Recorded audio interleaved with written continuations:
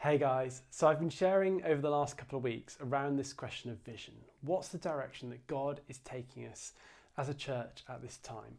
What's the better picture of a better tomorrow that He's giving us for us to step into? And we looked a bit about what that meant and what that looks like. If you've missed it, do go check out the last two videos that have come out on that. That we're a church that wants to grow deeper, younger and wider. We've got to do a bit more work on clarifying what that means, but that's the kind of general direction that God's taking us in as a church. And there's a couple of barriers with that. They're not unassailable barriers, they're not walls, they're barriers that we can overcome in the power of Jesus if we work together. And I just want to end this week by just asking kind of three questions. And the first is this: will we pray? Will we pray? We can see incredible things happen at this church. We can see an unbelievable impact in this city with younger people. We can see lives transformed as we go deeper into what it means to apprentice our lives to Jesus. But none of those things are going to happen because I lead well, or because we're clever, or because we've got a lot of competent people who can execute things well, or because the PCC operates, brilliantly, or because we come up with a clever plan, or none of it's going to happen because of that. It's going to happen because God turns up and moves in an unprecedented way. If we're going to see anything that's even vaguely interesting, it's going to be because Jesus moves. Anything that we might be able to do ourselves is probably likely to be a bit dull. And I don't want dull. I want kingdom. I want transformation. That's what I think we should be seeking in the life of this church. But that happens when God turns up and moves. And God turns up and moves when His people get on their knees in a fresh way and cry out to Him in desperation, because we recognize that without Him we could do nothing. And so my first question as we step in, further on into this journey of following Jesus is, as we go deeper into what it means to be a deeper, younger and wider church, will you pray? Will we seek God together for these things to happen in increased measure in our midst? So will we pray? The second question is, will we be open? God doesn't force Himself on anyone.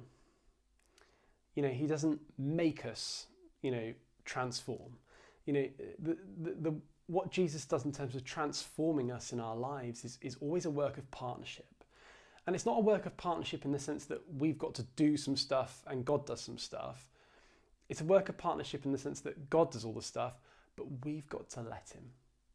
And so are we open as individuals, as a community, to allowing Jesus to change us?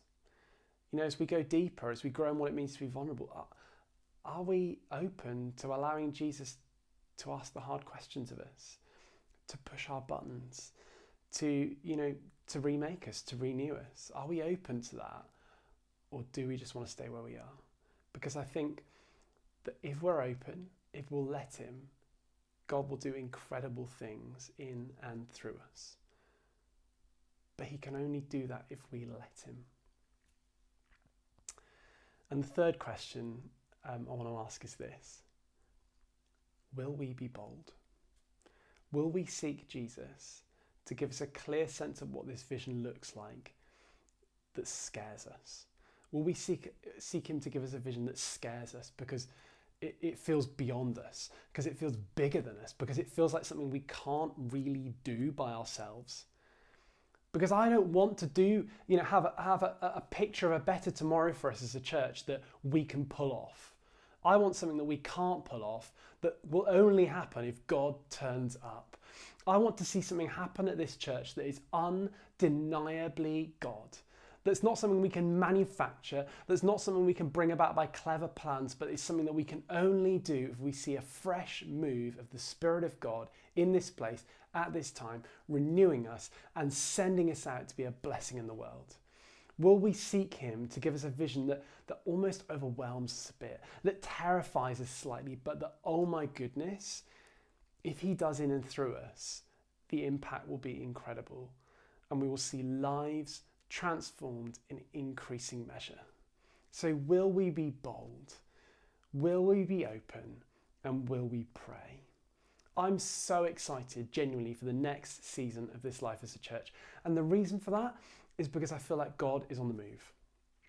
God is on the move, and when God is on the move, all we've got to do is join in, not get in the way, and let him do what he wants in our midst.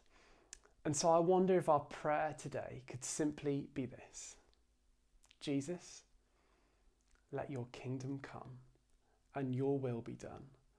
Not on earth as it is somewhere else in earth. Not on earth as it is in that church down the road that I quite like the look of, but on earth as it is in heaven. We want God's reality, so let's seek him.